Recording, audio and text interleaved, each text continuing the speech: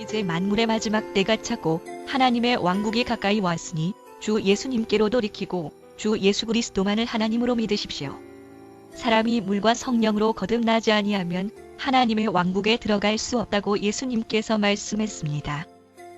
베드로는 물은 예수 그리스도의 부활하심으로 말미암아 이제 너희를 구원하는 표니 곧 침례라고 했습니다. 또 베드로는 회개하고 주 예수 그리스도의 이름으로 침례를 받으면 죄들의 사면을 받고 성령을 받는다고 하였습니다.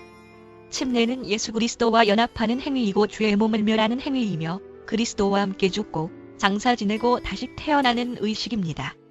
예수 그리스도 이름으로 받는 침례는 그리스도로 옷을 입는 행위이며 손으로 하지 않는 할례이며 침례로 그리스도와 함께 일어났다고 했습니다. 사도와 제자들은 성부 성자 성령이라는 타이틀이 아닌 아버지 되시고 아들 되시며 성령 되시는 오직 주 예수의 이름으로만 침례를 베풀었습니다. 사도와 제자들은 단 한 번도 머리에 물을 붓거나 뿌려본 적이 없었습니다. 복음을 듣고 믿는 자들은 그 즉시 주 예수 그리스도의 이름으로 침례를 받았습니다.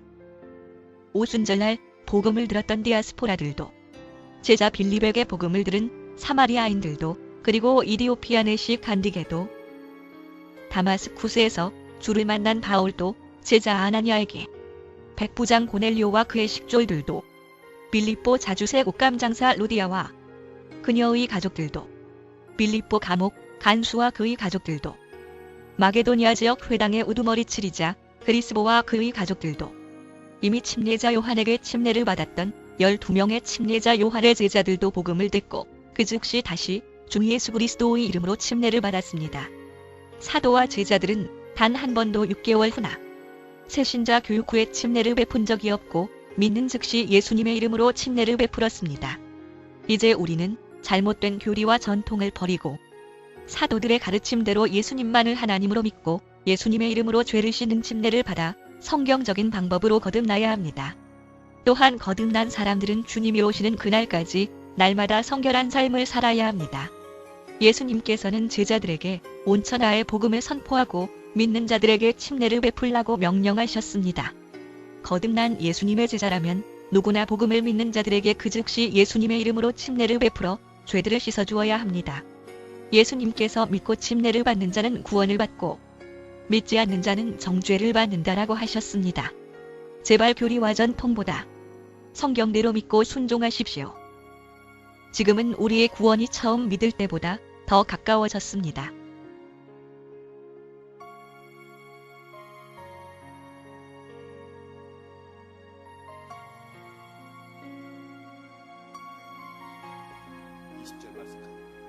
하나님께서 우리에게 주신 말씀은 갈라디아서 4장 12절부터 20절 말씀 한 목소리로 함께 합독하겠습니다. 시작. 형제들아, 내가 너희에게 간청하노니 내가 너희와 같이 되었은즉 나와 같이 되라. 너희가 내게 조금도 해를 끼치지 아니하였느니라. 너희가 알거니와 내가 처음에 육체의 연약함을 통해 너희에게 복음을 선포하였노라. 내 육체 안에 나를 시험하는 것이 있었을 때 너희가 그것을 업신여기지도 아니하고 거부하지도 아니하였으며 오히려 나를 하나님의 천사같이 곧 그리스도 예수님같이 받아들였도다. 그런데 너희가 말하던 그 복된 일이 어디 있느냐? 내가 너희에게 증언하노니 너희가 할 수만 있었으면 너희 눈이라도 빼어 내게 주었으리라. 그런즉 내가 너희에게 진리를 말함으로 너희의 원수가 되었느냐? 그들이 너희를 열심히 사모하나 좋지 아니하니라. 참으로 그들은 너희가 자기를 사모하게 하려고 너희를 떼어놓으려 하는도다. 그러나 좋은 일로 열심을 사모함을 받는 것은 내가 너희와 함께 있을 때뿐 아니라 언제라도 좋으니라. 나의 어린 자녀들아, 너희 속에 그리스도께서 형성되실 때까지 내가 다시 너희를 위해 해산의 수고를 겪노라. 내가 이제 너희와 함께 있어 내 목소리를 바꾸기 원하노니 나는 너희에 대하여 의심하노라. 아멘. 자리에 앉아주시기 바랍니다.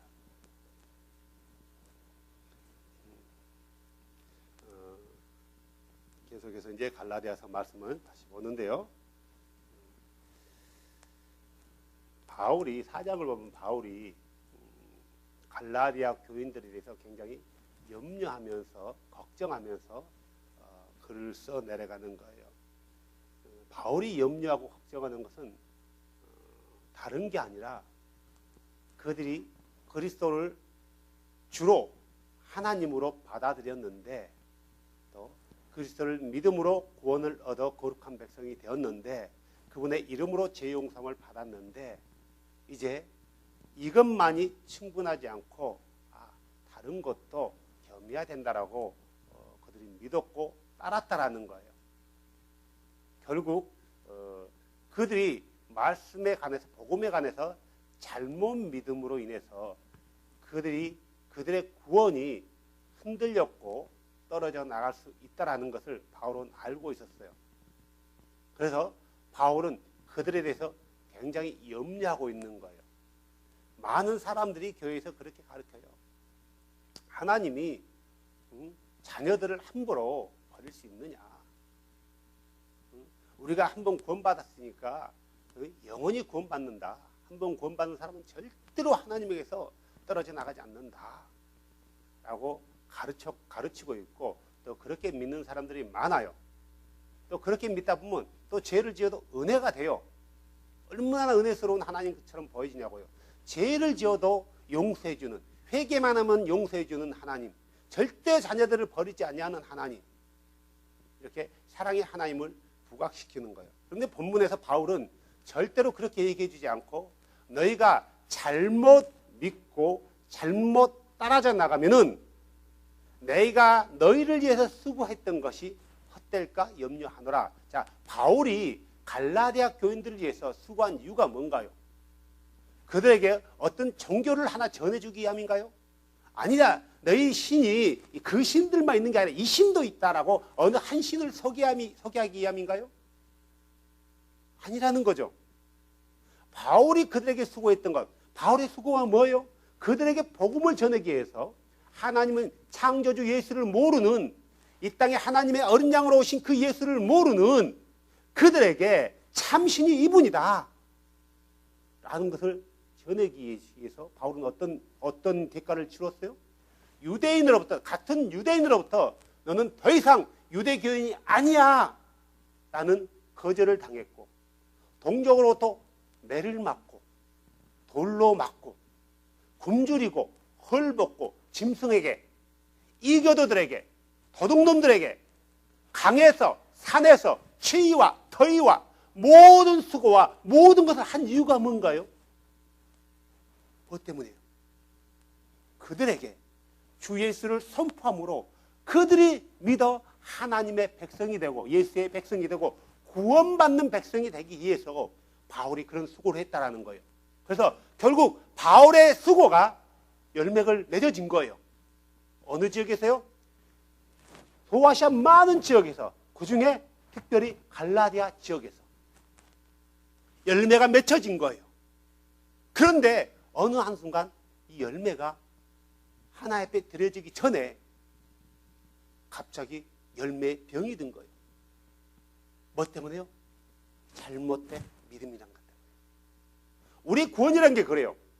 성경대로 믿고 나가면 틀림이 없어요. 성경대로 믿고 나가면 나 구원받은 거 확신해 안 해도 구원받아요. 그죠? 성경대로 믿으면, 성경대로 믿는다면은 우리가 구원에 대해서 두려워 떨 것도 없단 말이에요. 나 구원 못 받으면 어떡하지? 떨 것도 없어요. 성경에 사도들이 내가 구원받지 못하면 어떡하지 하고 두려웠던 사람 있나요? 아무도 없다라는 거예요. 아무도 없어요.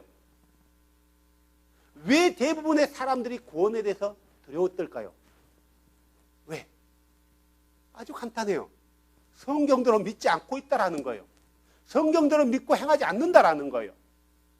그래서 자기 자신은 아는 거예요. 양심에 화인맞지 않는 이상 내가 구원에 떨어지면 어떡하지? 라고 두려움에 떠는 것은 내가 성경대로 믿지 않는다는 것. 이것밖에 없어요. 성경대로 믿고 성경대로 행하는 사람이 구원에 떨 일이 없단 말이에요. 내가 한 번 구원받았기 때문에 나는 영원히 구원받았어 라고 믿는다 해서 우리의 구원이 이루어지는 것도 아니고, 내가 성경대로 주 예수를 믿고 있냐? 주 예수를 어떻게 믿고 있냐? 그분이 어떻게 우리의 구원의 길을 제시해 줬냐? 그분 앞에 가기 위해서는 우리가 어떻게 해야 되냐? 우리의 죄를 씻기 위해서는 우리에게 어떻게 해야 되냐? 이런 것들에 대해서 우리가 정확히 성경을 근거로 해서 믿는다라면은 우리의 구원이 흔들릴 수가 없는 거고, 우리의 구원 때문에 우리는 두려워할 필요가 없다라는 거예요. 그런데 갈라디아 교인들이 잘못 믿고 있는 거예요. 문제는 이 갈라디아 교인들이 우리가 구원에 떨어지면 어떡하지? 라는 두려움이 없는 거예요. 이게 문제라는 거예요. 왜 그랬겠어요? 왜 갈라디아 교인들이 구원에 떨어져 나갈 수 있는데 우리는 이러다 우리가 구원에 떨어져 나가면 어떡하지? 라는 두려움이 없었나요? 거짓 잘못된 복음이 이게 진실이다라고 믿었기 때문에, 이렇게 믿어야 구원 얻는다라고 하니까 그런 줄 알았기 때문에 두려워하지 않는 거였어요. 만약에 내가 이렇게 믿는 것이 우리가 구원에 떨어져 나간다라면은 그들은 두려워했을 거란 말이에요. 그래서 바울은 그들에게 4장에서 편지 쓰면서 그래요. 너희를 10절에 그러잖아요. 내가 너희를 위하여 헛되이 수고하였을까? 내가 염려하노라. 너희로 인해 염려하노라. 이들에게 복음을 전하기 위해서 얼마나 많은 대가를 지불했냐고요. 자, 그러면서 12절에 이렇게 하잖아요. 형제들아. 여전히 그들은 바울에게 형제였어요. 아직 끝나지 않았거든요. 아직 그들이 완전하게 그리스도께로 돌아선 게 아니거든요. 그게 잘못된 것이 옳은 줄 알고 따라가고 배우고 있는, 러닝하고 있는 중이에요. 그런데 많이 그들이 각도가 틀어진 건 사실이에요. 하지만 여전히 그들은 바울의 형제였고 바울은 그들에게 형제였다라는 거예요. 어떤 개인적인 문제로 인하여 그들이 바울을 이간질하고 바울 나쁜 놈이야, 이런 문제가 아니었어요.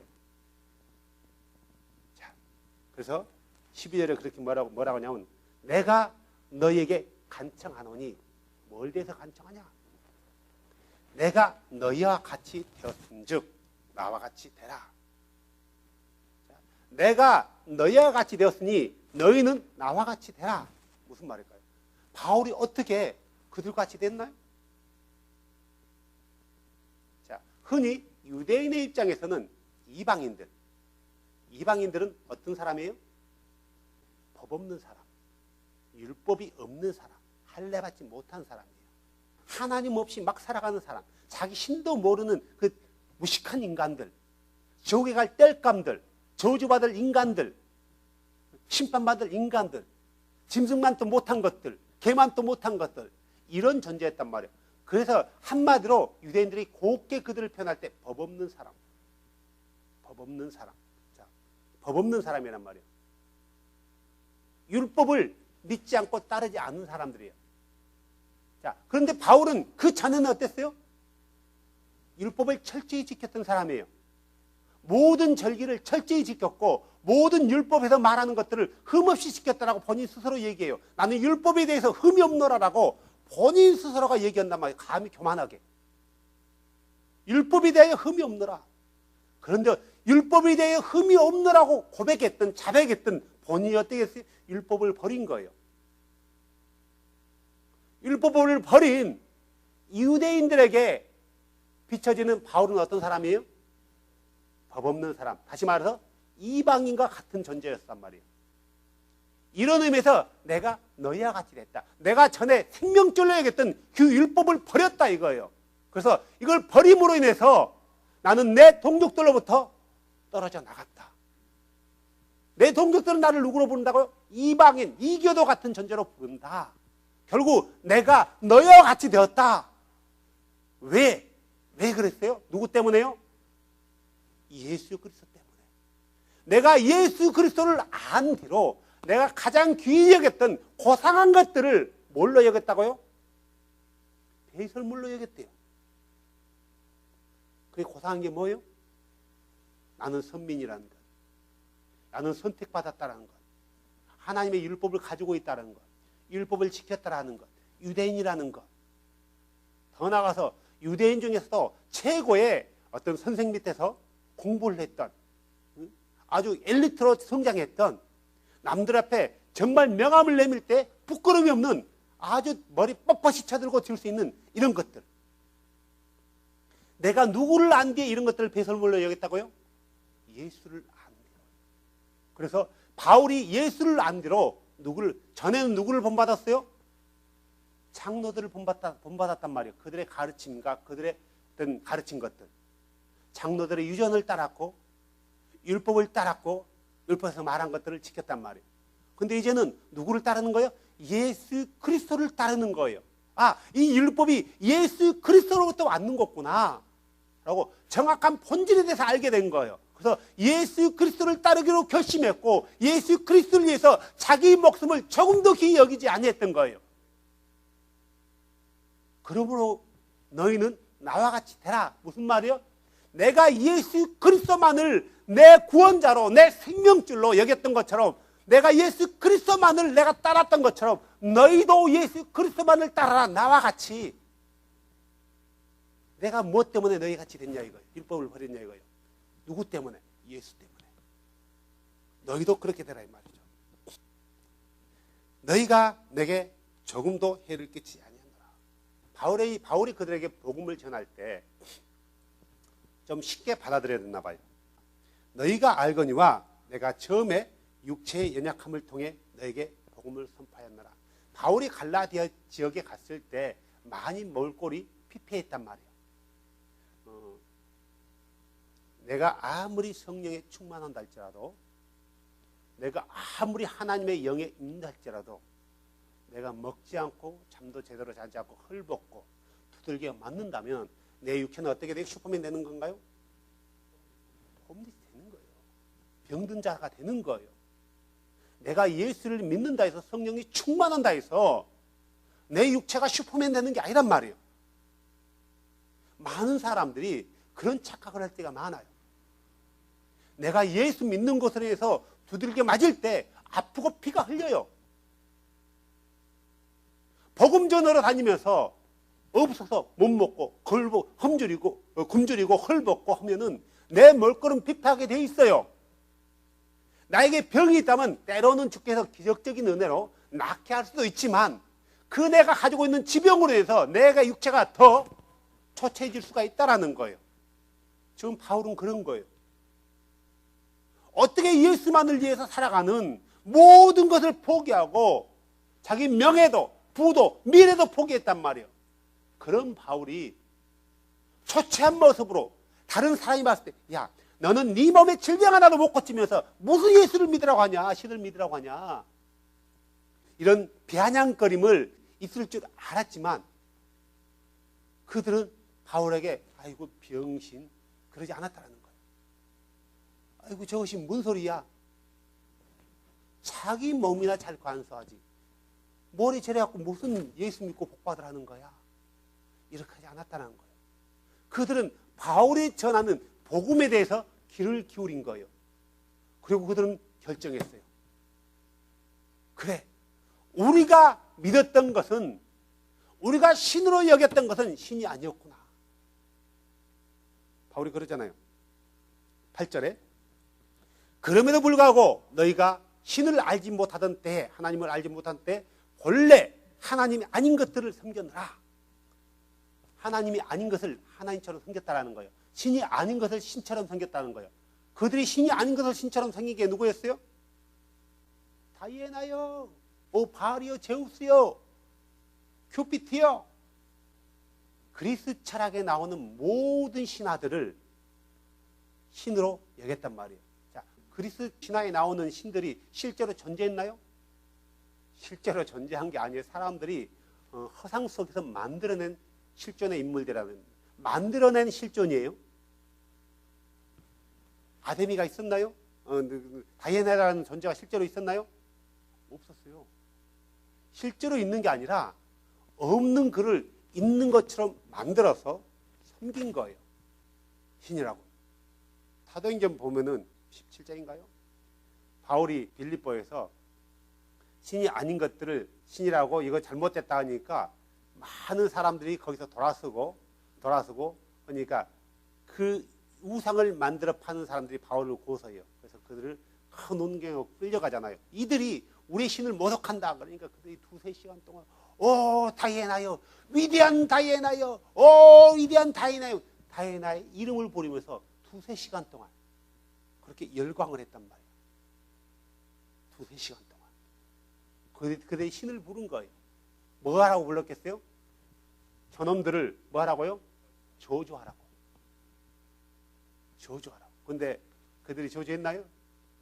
저주 못했어요. 왜요? 그들은 신이 아니거든요. 그들은 작은 신이고 우리가 믿는 신은 큰 신이고, 우리가 믿는 큰 신이 위대하기 때문에 작은 신이 쩍쓰지 못했다. 이게 아닌 거예요. 그들은 처음부터 저주하지 못하는, 저주할 수 없는, 존재하지 않는 그런 존재란 말이에요. 신이 아닌 것들을 신처럼 여긴 거예요. 그런 바울이 처치한 모습으로, 병든 모습으로 갈라디아 지역에 갔을 때 그들은 바울이 전한 메시지를 들었어요. 물론 이들 가운데는 이교도들도 있어요. 이교도를 섬겼던 사람도 있지만 유대교로 개종해서 유대인들이 가르치는 그 신앙을 믿는 그들도 적지 않게 있었다라는 거예요. 언제나 바울이 가는 지역마다 유대인들은 존재했어요. 왜냐하면 유대인들이 이곳저곳에 흩어져서 살았기 때문에 디아스포라들이 있었다라는 거예요. 그렇기 때문에 유대인 회당에서 복음을 전했고, 유대인 회당에 복음을 전할 때 먼저 믿었던 사람들이 유대인들이 아니라 개종했던 이방인들이었다라는 거예요. 그리고 또 이교도 신을 섬겼던 그런 사람들도 믿었다라는 거예요. 그래서 본래는 이들이 유대교로 개종하기 전에는 뭐였어요? 본래 신이 아닌 것들을 신으로 여겼고, 유대교로 개종하지 않는 사람들은 여전히 신이 아닌 것들을 신으로 여기다가 바울의 복음을 듣고, 아, 이분이 참 신이구나, 이분이 참 하나님이구나 라고 믿었다라는 거예요. 어떤 바울의 상태였어요? 그는 굉장히 병들어 있는 상태였어요. 조금도 해를 끼치지 않았대요. 13절에 너희가 알거니와 내가 처음에 육체의 연약함을 통해 너에게 복음을 선포하였노라. 14절 내 육체 안에 나를 시험하는 것이 있었으되. 자, 많은 사람들이 바울이 복음을 선포하다가 여러 가지 병에 걸렸는데 추측이에요. 어떤 추측은 바울이 말라리아에 걸렸다, 열병에 걸렸다. 그래서 그리고 어떤 사람은 안질에 걸렸다. 다메섹에서 예수를 만나고 그의 눈에서 비닐 같은 것이 벗겨지잖아요. 그 이후에 바울의 눈에 안질이 걸렸다라고 연결시켜버리는 거예요. 잘못된 거죠. 이건 잘못된 추측이죠. 또 어떤 사람들은 바울이 간질에 걸렸다. 간질이 뭔지 알죠? 눈 뒤집어져가 발광하는 거예요. 쓰러져가지고요. 이런 추측은, 이게 추측을 하더라도 우리가 성경을 보면서 추측을 하더라도 좀 거기에 맞는 추측을 하면 돼요. 근데 이런 엉뚱한 쪽으로 해석하는 거예요. 바울이 눈이 안 좋은 것은 사실이에요. 그렇기 때문에 바울이 편지 쓸 때 자신이 안 쓰고 누구를 시켜요? 다른 사람을 시켜 대피를 해요. 바울의 나이가 50 정도밖에 안 돼. 60살 못해서 죽어요. 60살 못했다면은 50살 좀 더 넘은 거예요. 우리보다 10년 더 산 거예요. 그런데 눈이 앞이 안 보일 정도로 했다는 것은 눈에 심각한 병이 있다는 거예요. 어떻게 해서 눈에 그런 안질이 왔는지는 모르겠지만, 그래서 바울이 주께 내 안에 있는 육체의 가시를 걷어달라고 3번이나 기도를 해요. 그러니까 주께서 뭐라고 해요? 됐다. 네 은혜가 족하다. 너의 약함에서 강함이 나온다 그래요. 왜 너의 약함에서 강함이 나온 거죠? 네가 약할수록 누구를 더 의지하는 거예요? 주를 의지하는 거예요. 바울의 상황이 주를 의지하지 않고서는 아무것도 할 수 없는 상황이었단 말이에요. 그래서 주는 그 육체의 가시를 허용해요. 그런데 이 육체의 가시가 있는 초췌한 그를 사람들은 장애인처럼, 거지처럼, 집시처럼 여기지 않았다라는 거예요. 누구처럼 여겼대요? 천사처럼. 아주 존귀한 존재처럼 받아들였다라는 거예요. 그래서 바울은 그것을 어떻게 표현하면 곧 예수님처럼 받아들였다. 너희가 그 신을 알고 얼마나 그 신을 쉽게 받아들였냐 이거예요. 15절. 그런데 너희가 말하던 그 복된 일이 어디 있느냐? 그들이 예수를 믿고 가장 큰 복을 받았단 말이에요. 어떤 복이에요? 하나님의 백성이, 예수의 백성이 되는 복을 받은 거예요. 하늘나라를 유업으로 받을 수 있는 자격을 받은 거예요. 그들의 모든 죄를 씻는 거예요. 죄 씻음을 받은 사람처럼 복된 자가 없단 말이에요. 그런 복을 받은 거예요. 그런데 지금 너에게 그런 복들이 어디 있느냐 이거예요. 무슨 말이에요? 그들이 왔던 길에서 돌이켰다라는 거예요. 그 받았던 복을 발로 찼다라는 거예요. 거부하고 있다라는 거예요. 자, 복된 일이 어디 있느냐? 내가 너에게 증언하노니 너희가 할 수만 있었으면 너희의 눈이라도 빼어 내게 주었으리라. 그들이 예수를 알고 바울에게 얼마나 감사했어요. 당신이 아니었다면 우리 여태까지 신이 아닌 것을 신처럼 여겼을 거고, 당신이 아니었다면 우리 여전히 이 교도의 교리 가운데 있다가 우리는 주의 심판을 받을 수밖에 없었을 것입니다. 그런데 당신이 우리에게 구원의 소식을 전해줬습니다. 당신이 예수 그리스도의 간에서 우리에게 선포했습니다. 당신에게 우리가 할 수 있는 게 뭡니까? 당신의 눈이 나쁜데, 눈이 안 좋은데 우리 눈이라도 빼주고 싶은데. 그들에게 있어서 바울은 어떤 존재였어요? 생명의 은인이었어요. 영혼을 주 예수께로 인도하는 안내자였고, 영원하신 주, 하늘과 땅을 창조하신 예수, 유대인들에게 율법을 주셨던 예수, 그 하나님이 영광의 보좌를 버리고 육체 안으로 오셔서 하나님의 어린 양이 되어서 세상 모든 사람들의 죄를 사하기 위하여 십자가에서 피 흘리셨는데, 그분을 서게 해주었단 말이에요. 그분을 알게 해주고 그분을 믿게 해줬어요. 그들에게 있어서 바울은 생명의 은인이었어요. 너무나도 귀한 존재였어요. 마치 누구와 같은 존재였어요? 천사와 같은. 마치 누구와 같은 존재였어요? 그리스도와 같은 그런 존재였단 말이에요. 그들에게 있어서 너무나 귀한 존재였어요. 너무나 얼마나 귀했으면 그들의 눈이라도 빼어줄 것 같았나 봐요. 너무나 존재했다는 거죠. 그런데요, 16절. 그런즉 내가 너희에게 진리를 말함으로 너희의 원수가 되었느냐. 진리를 말함으로 원수가 됐다라는 거예요. 진리를 말함으로. 무슨 소린가요? 많은 사람들이 착각하는 게 있어요. 착각하는 게, 나는 지금 진리대로 믿고 있다라는 거예요. 진리대로 믿고 있다. 그래서 나는 전혀 문제 없다라는 거죠. 우리가 아는 메시아닉이라는 요 수년 들어서 갑자기 부각하는 어떤 한 교단이 있죠. 메시아닉. 그래서 메시아닉은 헬라어로 번역하면 그리스도인을 말하는 거고요. 우리 한국식으로 말하면 기독교를 말하는 거예요. 메시아닉이라는 것은. 그래서 히브리어는 메시아임 그래요. 메시아임. 유대인들은 그 히브리어를 고집하기 때문에 기독교라는 단어보다도 메시아닉이라는 단어를 써요. 메시아닉을 쓰는데, 이방인들이 그들이 말하는 것들을 따르면서 자기 스스로를 메시아닉이라고 말하는 거예요. 뭐 틀린 말은 아니에요. 그 말을 우리 한국말로 번역하면 기독교인이기 때문에 틀린 말은 아닌데, 근데 이 메시아닉들 가운데서 정말 진리를 믿냐? 진리를 믿는다면 참 다행인데 진리를 믿지 않는다라는 거예요. 메시아닉이 해야 될 게 뭐냐면은 가장 기본적인 것 뭐예요? 유대인들이 안식일을 안 지켰나요? 유대인들은 지금도 안식일 지키고 있어요. 유대인들이 6월절 안 지키나요? 유대인들은 6월절 지키고 있어요. 그죠? 유대인들은 어떤 형식으로든지 나팔절, 어떤 절기도 지키고 있고, 어떤 짐승을 잡아서 피해 제사는 못 드리지만 그런 절기들을 지키고 있단 말이에요. 유대인들은 지키고 있어요. 실제로요. 지금도요. 근데 실제 메시아닉들은 유대인들에게 절기를 회복하라 이런 걸 가르치지 않아요. 이런 걸 가르치지 않고 이 메시아닉들의 사상을 받은 이방인 그리스도인들이, 자칭 그리스도인들이, 개신교인들이 우리가 유대인처럼 믿어야 된다. 그래서 안식일을 지켜라, 절기를 지켜라, 절기를 회복해라, 토라를 회복해라고 가르친단 말이에요.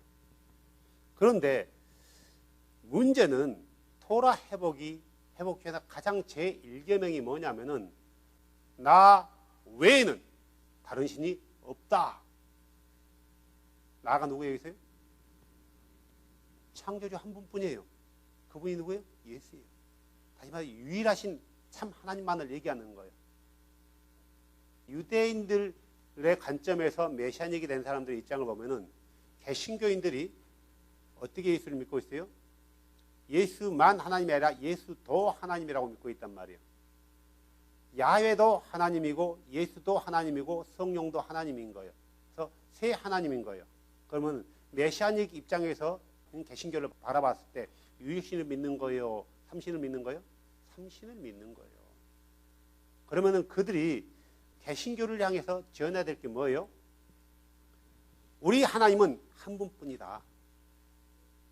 그분이 예수다. 이걸 선포해야 되는 거예요. 그런데 이 선포를 하지 않아요. 이거에 대해서 이런 방구하지 않아요. 전혀 하나님이 한 분인 것에 대해서 말하지 않아요. 굉장히 헷갈리게 얘기해요. 말하는 것은 하나님 한 분이야.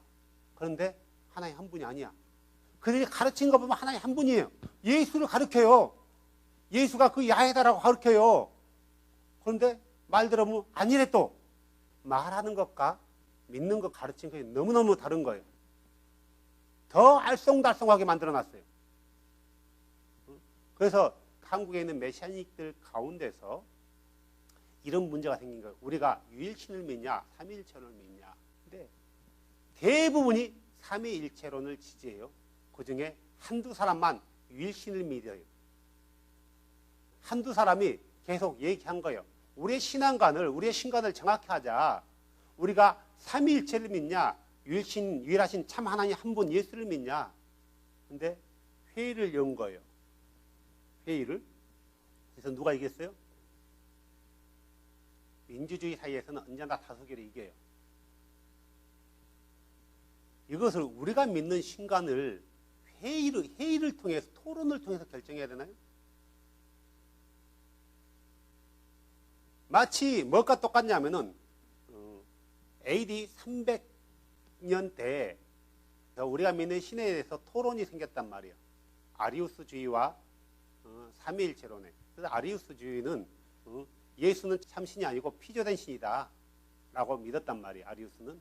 그러다 보니까 예수는 참신이다. 아버지와 똑같은 존재인데 아버지와는 다르다 하면서 이 둘이 논쟁이 붙은 거예요. 그래서 이 논쟁거리가 되니까 누가 회의를 소집해요? 325년에요? 콘스탄틴은 예수를 믿는 사람도 아니고 그는 태양신을 숭배하는 사람이에요. 그 사람이 최고 회의권자가 의장이 되어서 교회의 지도자들을 불러 모아요. 회의를 열자. 뭐가 도대체 맞냐? 회의를 통해서 결정한 게 삼위일체론이에요. 마치 메시아닉에서도 회의를 통해서 우리는 삼위일체 믿고 쓸데없는 논쟁에 휘말리지 말자. 우리 신에 대해서 정확히 짚고 넘어가자는 게 쓸데없는 논쟁인가요? 신을 모르는 채, 내가 믿는 신이 누군지 모르는 채 안식일 잘 지키면 구원받나요? 내가 신이 누군지도 모르는 채 거듭나지 않는 상태에서 유월절을 지키고 초막절을 지키고 어떤 나팔절을 지키면 구원받나요? 그렇다면 왜 주께서 그 잘 믿고 있는 고넬료에게 복음을 듣게 했어요? 우리 유대인보다 더 경건했던 사람이 고넬료예요. 그는 부장이면서 유대교에서 가르치는 모든 것을 지키면서 유대인들에게 칭찬을 들었던 사람이에요. 유대인뿐만 아니라 그 지역 사람들에게 칭찬 들었던 사람이 고넬료예요. 그래서 고넬료를 가리켜서 경건한 사람이라고 성경은 그를 인정해요. 그 경건한 사람에게 뭐가 필요해서 구원을 받으라고 예수를 전하냐고요. 왜 그러냐고요. 참신인 예수를 알지 못하면 구원이 없기 때문에 그렇다라는 거예요. 아무리 그가 자기 몸을 불사르게 내어준다 할지라도, 아무리 산과 들과 바다를 건너서 아름다운 일을 한다 할지라도 그가 믿는 신이 누군지에 대해서 정확히 알지 못한다면은 그가 말하는 게 수고라는 거예요. 이것을 알지 못한 채 유월절 지키고 안식을 지킨다면 그 안식일과 유월절이 그의 구원과 무슨 상관이 있냐고요. 이게 메시아닉의 큰 문제점이에요. 얼마 전에 그런 발표를 했대요. 뭐라고 했냐면 우리 메시아닉 공동체는 오직 성경만을 따른다. 그런데 사람들이 만들어 놓은 교리와 전통도 따른다. 라고 공포를 했대요. 정확한 내용은 내가 보지는 않고 듣기만 했지만, 그렇다면은 이것은 진리를 따르는 게 아니죠. 사람들이 만들어 놓은 전통과 교리는 진리가 아니에요. 그래서 그건 진리가 아니다. 우리 하나님은 한 분이다. 라고 말하니까 그들과 원수가 되어버린 거예요. 성경대로 예수님의 이름으로 침례를 받자. 예수님의 이름으로 침례를 받아야 이게 정상적인 게 아니냐. 라고 하니까 원수가 되어버린 거예요. 그 메시아닉에서 말하는 소수의 사람들이. 물론 그가 이 두 가지만 얘기한 게 아니라 몇 가지 더 얘기했지만, 본질이 아닌 것도 얘기했지만, anyway. 요즘 시대도 마찬가지예요. 요즘 시대에도 진리를 말하고 옳은 것을 얘기하면은 사람들은 뭐라고 얘기하냐면은 너는 얼마나 잘 믿고 너는 얼마나 잘 살고 있냐 이거예요. 이렇게 따진다라는 거예요. 내가 잘났기 때문에 잘 믿자고 하는 게 아니라 내가 못났기 때문에 우리가 잘 믿어보자라는 거예요. 성경대로 믿어보자라는 거예요. 많은 목사들이 진리를 알고 있어요. 진리에 치지 못하는 이유는 뭐예요? 원수 될까 봐 그걸 못하는 거예요. 만약에 이 밴쿠버 지역에서도 마찬가지예요. 우리 이제 가장 큰 교회 그레이스 모교회에서 그 담임 목사가 성경은 예수님의 이름으로 침례 받아야 됩니다. 라고 얘기하면은 그 사람들이 거기에 대해서 뭐예요? 원수처럼 여길까요? 아니요, 받아들여요. 성경에 있는 걸 제시해 주면 그렇구나. 역시 우리 박신임 목사님이야, 박 목사님이야 라고 얘기한단 말이에요. 그것도 박씨고 나도 박씨지만. 그런데 더 나가서 왜 예수 이름으로 침례를 받았을까요? 그분만이 하나님이기 때문입니다.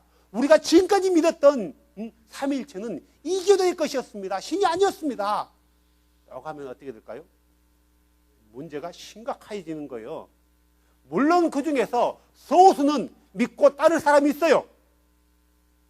어떤 사람이요? 진리를 따르고자 하는 사람과 그 목사님을 신처럼 여기는 사람들. 진리를 따르고자 하는 사람, 말씀을 몰랐는데 그가 말씀을 가르쳐 주니까 그 말씀이 진짜였구나 라는 사람, 소수의 사람과 또 한 부류에서는 그 목사님을 신처럼, 신의 대리자처럼 여기는 사람들, 맹목적으로 따르는 사람들, 아주 소수예요. 이 사람들은 믿고 따라 나올 거예요. 하지만 대부분은 교회를 옮기든가 저 목사 2단 아니야, 3단 아니야 그러든가, 한 부류에서는 공동회의를 열어서 저 목사 2단 교회를 설파하니까 쫓아내자, 쫓아버리는 거예요. 무엇 때문에요? 진리를 얘기하기 때문에. 그렇기 때문에 그런 것, 기득권 때문에 목사들이 알고 있지만 선포하지 않는 목사들이 의외로 많다라는 거예요. 알쏭달쏭하는 거예요. 구약에는 보니까 우리가 말하는 여호와께서 예루살렘에 임한다 했고, 신약에 보니까 예수가 임한다 했는데 실제로 누가 임하는 거야? 둘이 임하는 거야? 아닌 것 같은데, 예수 같은데, 구약을 보면 여호와 같고 신약 보면 예수 같은데, 이런 것 때문에 혼동하고 있는 목사들이 의외로 많다는 거예요. 그런데 삼위일체 안에서 벗어나지를 못하는 거예요. 생각을 그 밖으로 해보지를 못하는 거예요. 그렇게 해보지를 못하는 거예요. 왜요? 우물안 개구리거든요. 이 우물안을 벗어나가면은 죽는다고 생각하는 거예요. 중세에 많은 사람들이 지구가 어떻다고 생각했어요? 네모났다고 평지라고 생각한 거예요. 그래서 이 바다 끝에 가면 바다 끝이 어떻게 생겼다고 생각한 거예요? 나야가라 폭발하고 생각했단 말이에요. 지가 뚝 떨어진다고 생각한 거예요. 그래서 가지를 못한 거예요. 똑같은 거예요. 우리는 진리를 찾아서 헤맸던 사람들이란 말이에요. 우리는 진리를 들었기 때문에 세상의 것을 포기했던 사람이란 말이에요. 그런데 이 진리를 얘기하면은 문제는 이 진리를 믿는다고 하는 사람들과 원수가 된다라는 거예요. 이게 심각한 거예요. 왜 교회에서 예수만을 믿는다면서 예수만을 통해서 구원을 얻는다면서 가르치면서 나가면서 누구만 전해요? 나가세요? 예수만을 전해요. 복음 전도하는 사람들이 여호와를 믿으세요라고 한 사람 봤나요? 한 명도 없어요. 죄송하지만 한 명도 없어요. 만약에 나가서 여호와를 믿으십시오 하면은 그는 이단으로 쫓겨요. 그죠? 왜 그가 이단으로 쫓겨야 돼요? 여호와 믿으면서 여호와를 믿으란다고 왜 이단으로 쫓기냐고요? 이건 아이러니한 문제예요. 또 복음 전도자들이 가서 성령을 믿으십시오. 성령도 하나님입니다라고 전하는 사람 봤어요? 한 명도 없어요. 이렇게 전하는 사람이 있으면 뭐라고 해요? 그 사람들이 뭐라고요? 이단이라고 정죄하는 거예요. 왜 예수만을 전해야지 여호와를 믿으라고 하냐? 왜 예수만을 믿으라고 해야지 성령을 믿으라고 하냐? 이게 그들이 믿고 있는 게 혼동스러운 거예요. 그건 잘못된 거예요. 그러니까 결국은 자기 입술로는 예수 하지만 예수만 하나님이라고 하면 이제 이게 틀어지는 거예요. 예수만의 이름으로 침례를 받아 죄용서를 받았는데, 그래서 구원을 얻었는데 어찌하여 너희가 율법을 지킴으로 인하여 할례를 받음으로 인하여 안식일과 절기를 지킴으로 인하여 구원을 얻는다고 믿고 있느냐? 그것은 잘못됐다 라고 내가 진리를 얘기하니까 너희가 나를 원수로 여기느냐? 바울은 이렇게 얘기하고 있단 말이에요. 만약에 바울이 지금까지 살아서 생존했다라면 하나님께서 우리 예수님께 특별한 은혜를 줘서 바울이 2000살까지 살게 해서 지금까지 존재하고 있다면 바울은 가슴을 찢을 거예요. 나는 그런 예수를 전하지 않았다. 나는 그런 예수를 전하지 않았다. 오직 예수만이 하나님이고 예수만이 창조자고 예수만이 우리의 유일한 구원자다. 예수만이 하나님이다. 예수 또 하나님이 아니라 라고 바울이 목에 피 터져라고 다시 외칠 거란 말이에요. 그러면 그들은 바울을 향해서 뭐라고 해요? 이단! 저 참담한 인간이라고 손가락질할 거란 말이에요. 만약에 중세 같으면 바울은 이미 불태워 죽었을 거예요. 왜요? 그들 입장에서 이단 교리를 설파하거든요. 하나님은 세 분이 아니라 한 분이라고 얘기하고 있거든요. 그분이 예수라고 가르치고 믿고 전파하거든요. 그래서 예수님의 이름으로 침례를 받으라고 했고 예수님의 이름으로 침례를만 베풀었거든요. 이미 바울은 죽었을 거예요. 왜요? 진리를 믿었고 진리를 말했기 때문에. 요즘 세상은 진리를 말하면 이단이 되어버리고 진리를 말하면 원수가 되어버리는 거예요. 심지어 가장 친하다고 여기는 친구 간에도 한 이불을 덮고 사는 부부 간에도 나의 부부하고도 마찬가지예요. 희한해요. 진리를 얘기하기 때문에 원수 되어버리는 세상. 진리를 말하면 이단으로 여기는 신앙. 진리란 게 뭐예요, 세상에요? 뭐가 진리예요? 이만희가 신이다, 이만희가 보혜사라고 말한 게 진리인가요? 문선명이 참 하나님이다, 그는 죽지 않았고 다만 육체에서 벗어나서 다시 오실 재림주다 라고 믿는 게 진리인가요? 우리가 믿는 진리는 참 하나님이신 그분은 오직 예수다. 그 창조주 예수가 육체 안으로 오셨다. 자신의 이름을 가지고 왔다. 아들의 모습으로 온 그는 내가 아버지의 이름을 가지고 왔다고 가르쳤다. 아버지 이름을 나타냈고 선포했다고 가르쳤다. 그가 바로 예수다. 예수만이 참 하나님이고 예수만이 참 구원자고 예수에는 다른 신이 없고 예수만 영광과 찬양을 받으시길 유일한 권능자시다. 그래서 참 하나님이신 예수의 이름만으로 죄를 사할 수 있다. 왜요? 그분만이 참 하나님이기 때문에. 그래서 이름을 믿는 사람들은 그분의 이름으로 죄 용서함을 받아라. 이게 진리 아닌가요? 이게 진리가 아닌가요? 아주 거창한 기독교 강요라는 거창한 5권의 책을 드러내면서 이런 해박한 지식으로 말하는 게 진리인가요? 진리는 너무너무 간단하고 명료해요.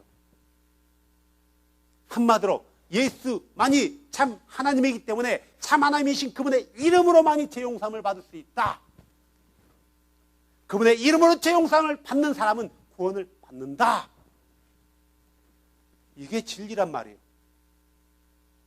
근데 이렇게 얘기하니까 갈라디아 교인들이 바울을 온수처럼 여기는 거예요. 자, 그러면 갈라디아 교인들이 바울을 뭐라고 생각했어요? 바울, 너만 믿는 것이 참 믿음이냐? 너만 옳다라고 주장하냐? 왜 너만 옳다라고 생각하냐? 라고 했단 말이에요. 그래서 벌어진 사건이 그들이 예루살렘으로 가는 거예요. 그게 사도행전 15장 내용이란 말이에요. 우리가 전에 봤잖아요. 사도들의 결론이 뭐예요? 어찌 능히 우리 조상이나 우리도 매지 못했던 그 멍에를 제자들의 목에 두려느냐? 오직 예수 그리스도의 피로만 구원을 얻는다 라고 베드로가 손을 딱 그으니까 야고보가 일어나서 뭐라고 해요? 우상 숭배야, 피를 먹는 것만 금해라. 그 외에는 우리가 모든 것으로부터 자유를 얻었다 라고 선포하는 거예요. 결론이었어요. 정확히 선을 그어줬단 말이에요. 어디서요? 사도들이요. 나만 이렇게 믿는 게 아니다.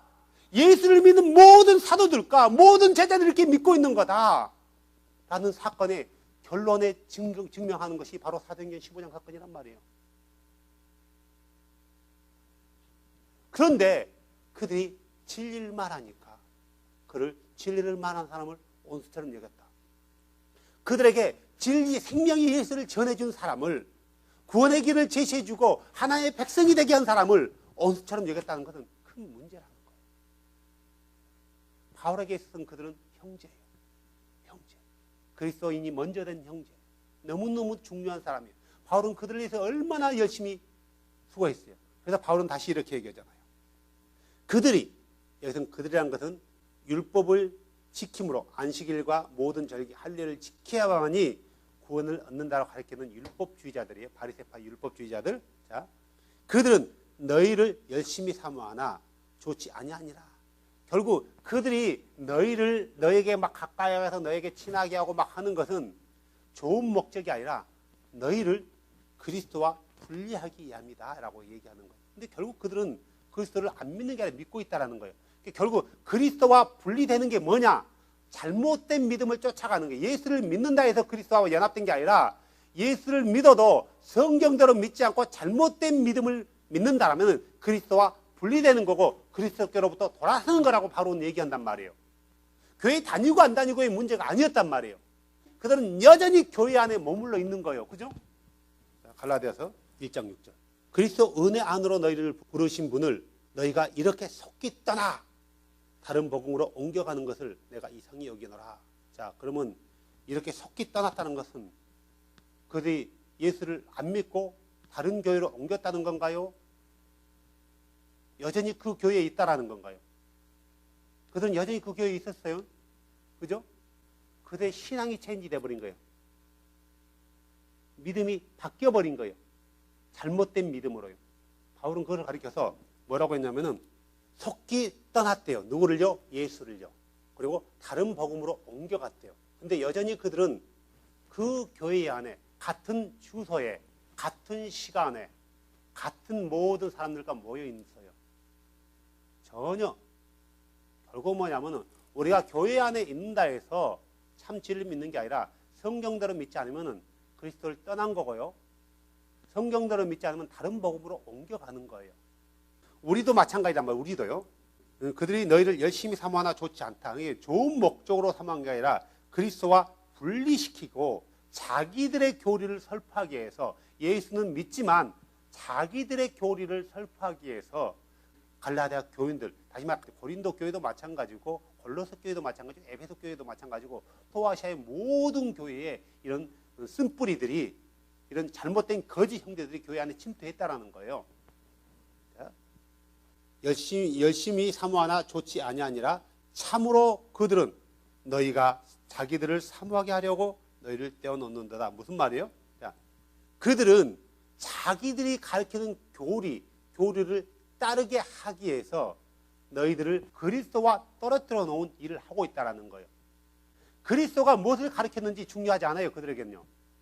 그리스도가 안식일을 지켰냐 안 지켰냐, 그리스도가 할례를 받았냐 안 받았냐, 그리스도가 유월절을 지켰냐 안 지켰냐 이게 중요하지 예수 그리스도께서 뭘 가르쳤냐가 중요하지 않는 거예요. 그리스도가 왜 할례를 받았는지에 대해서 생각하지 않는 거예요. 왜 할례를 받았어요? 그리스도가요? 율법 아래에 있었기 때문에 right. 그리스도는 율법을 어겨본 적이 없어요. 그분이 율법 아래에 있는 자들을 구원하고자 스스로 율법 안으로 내려와서 율법을 지킨 거예요. 그리스도께서 왜 율법을 지켰느냐는 본질적인 것은 생각하지 않고 외형적인 것, 지켰냐 안 지켰냐 이것만 보고 따지는 거예요. 지금도 메시아닉들도 마찬가지예요. 예수도 유월절 지켰다 이거예요. 제자들도 안식일에 지켰다 이거예요. 물론 지켰을 거예요. 물론 지켰다고 봐요. 왜 지켰냐 이거예요. 그 안식일을 제자들은 구원과 연결시켰냐? 아니냐 이거예요. 그리스도 안으로 들어오는 사람은 6월 안식일과 구원하고는 별개의 문제가 되는 거예요. 6월 안식일이 필요 없다는 걸 말하는 게 아니에요. 안식일은 우리의 구원을 흔들어 놓지 못하는 거예요. 사도들이 안식일 지켰다. 안 지키면은 우리는 뭐 한다고요? 구원받지 못한다고 가르치고 있는 게 이게 문제라는 거예요. 지금 시대도 마찬가지예요. 어떻게 보면은 지금 가르치는 메시아닉들은 갈라데 교회에 몰래 들어오는 바리새파 그리스도인과 똑같다는 거예요. 다만 그들이 할례만 내치지 않을 뿐이지 모든 것은 똑같아요. 18절 그러나 좋은 일로 열심히 사모함을 받는 것은 내가 너희와 함께 있을 때뿐만 아니라 언제라도 좋다. 좋은 일로 그들을 그리스도 안에서 든든히 세워주고 그리스도의 장성한 분량만큼 이룰 수 있도록 온전케 하기 위해서 그들을 사모하는 것은 좋다라는 거예요. 어떻게 하든 예수 그리스도의 사람으로 세워나가는 건 좋은데 근데 그들의 목적은 예수 그리스도의 사람으로 세우는 게 아니라 다른 목적이었다는 거예요. 19절 나의 어린 자녀들아 너희 속에 그리스도께서 형성되실 때까지 내가 다시 너희를 위해 해산의 수고를 겪노라. 다시 시작하자는 거예요. 우리의 믿음이 잘못되면 그 믿음은 다시 시작해야 되는 거예요. 다시 바로 잡아야 돼요. 엄마 뱃속에서 태어나는 아이도 고통이지만 그 아이를 품고 있는 사람도 고통을 겪고 있다는 거예요. 한 아이가 세상에 태어나는 것은 그 아이보다도 그 아이를 품고 있는 엄마의 고통이 더 크다라는 거예요. 바울은 그리스도 안에서 한 생명이 태어나는 것을 마치 해산하는 수고를 겪는다라고 얘기하고 있는 거예요. 얼마나 많은 감내를 해야 되고 얼마나 많은 수고를 해야 되는 것. 바울이 갈라디아 교인들을 그리스도인으로 만들기까지는 그냥 되어진 게 아니란 말이에요. 엄청난 해산의 수고를 한 거예요. 그런데 그게 물거품이 되었기 때문에 다시 바울은 그들을 위해서 전에 했던 것처럼 다시 해산의 수고를 한다라는 거예요. 다시 말해서 바울은 갈라디아 교인들을 다시 그리스도인의 장성한 분량만큼 분량하러 비행청소년으로 빠져버린 그들을 바른 길로 다시 가르치겠다라는 거예요. 근데 그 길이 쉽지 않다는 거예요. 많은 것을 인내해야 되고 감내해야 되고 고통을 겪어야 된다라는 거예요. 바울은요. 자, 그러면서 바울은 이렇게 얘기하는 거예요. 내가 20절에 내가 이제 너희와 함께 있어 내 목소리를 바꾸기를 원하노라. 지금까지 19절까지는 바울이 굉장히 그들에게 당부하고 권면하고 긍휼히 여기면서 얘기했지만 이제부터 말이 바뀌는 거예요. 그러면서 뭐라고 얘기했냐면은 내가 이제 너희와 함께 있어 내 목소리를 바꾸기를 원하노니 나는 너희에 대하여 의심하노라. 너희 믿음이 잘못됐다라고 의심하고 있다는 거예요. 인정한다라는 거예요. 그러면서 20절에 그러냐. 말하라! 율법 아래에 있고자 하는 자들아! 너희가 율법을 듣지 못했느냐? 라고 굉장히 엄해지는 거예요. 마치 부모가 자녀를 좋은 말로 타일렀는데 안 들으니까 이제 엄하게 회초를 드는 거하고 같은 맥락이라는 거죠. 바울이 이렇게 엄하게 갈라디아 교인들과 얘기하는 것도 바울에게는 어떻게 보면 모험이에요. 모험이에요. 어떤 모험이요? 내가 너무 강하게 나오면 그들이 부러질 수 있다는 거예요. 그럼에도 불구하고 이제는 강하게 그들에게 다가선다라는 거예요. 다시 한번 복음이 뭔지에 대해서 율법이 뭔지에 대해서 바울은 갈라디아 교인들에게 가르쳐주고자 한 거예요. 왜 율법이 우리에게 필요한 건지. 진리를 말하면은 원수가 되어버리는 세상. 이때만 그런 게 아니라 이미 사도 때도 초대교회 당시도 진리를 말하면 원수가 되어버린 세상이었다라는 거예요. 한때는 진리를 말하면 원수가 되어버린 게 아니라 진리를 말하면 죽였기 때문에 오히려 숨어 다녔던 시대도 있었어요. 중세시대. 지금은 진리를 말하기 때문에 죽이지는 않아요. 그죠? 하지만 진리를 말하면 이단으로 쫓기고, 진리를 말하면 정죄당하고, 진리를 말하면 원수가 되어버린단 말이에요. 진리를 말하면 내가 지금까지 수고했던 모든 교회 목회 모든 현장에서 내가 떨어져 나가거나 그들이 다 떠나가기 때문에, 나를 원수로 여기고 떠나가기 때문에 진리를 애치지 못하는 사람들이 너무나 많다라는 거예요. 그런다 할지라도, 내 앞에 1000명이 앉아있는다 할지라도 내가 진리를 말하지 않으면은 한 사람도 구원받지 못한다라는 거예요. 진리를 믿지 않는다면, 내 앞에 있는 사람들이. 하지만 내가 진리를 말함으로해서 999명이 나와 원수됐지만 그 중에 한 명이 진리를 믿고 진리대로 따른다라면 그 한 명은 구원받을 수 있다는 거예요. 그래서 진리를 말하는 것은 너무너무 중요해요. 때로는 이 진리를 말하기 때문에 원수된 것 때문에 가슴이 아파서 내가 다시는 애치지 말아야지라는 그런 마음이 우리 안에 굴뚝같이 일어서지만, 하지만 그 반면에 내가 전하지 않으면은, 내가 외치지 않으면은 바로 예수를 믿을 사람이 어디 있냐 이거예요. 성경이 없어서 그들이 안 믿었어요? 성경이 없어서 그들이 참 하나님이신 예수를 몰랐냐고요. 왜 몰랐을까요? 가르치는 자가 없었기 때문에요. 성경이 없어서 그들이 못 믿는 게 아니었어요. 가르치는 자가 없었기 때문에, 외치는 자가 없었기 때문에 그들이 몰랐다라는 거예요. 그러면은 아는 사람이 외치지 않는다 하면은 어떻게 되는 거예요? 내가 만약에 예수가 참 하나님인 걸 알고도 외치지 않는다 하면은 성경은 말하게요, 너에게 화가 있을지어다. 화가 있을지어다. 그 화가 뭔 거예요? 그가 화가 어떤 거예요? 회초리 맞는 거예요? 심판받는다라. 많은 사람이 비록 나를 원수로 여긴다 할지라도 주께서 나를 친구로 여긴다면은 나는 세상과 원수가 돼야 돼. 주께서 나를 친구로 여긴다.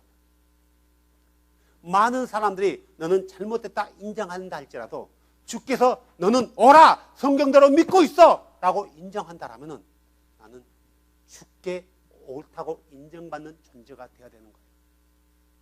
때로는 사람들이 눈에 보기에는 필경 바른 길이나 성경대로 보면 그게 사망의 길일 수 있다는 거예요.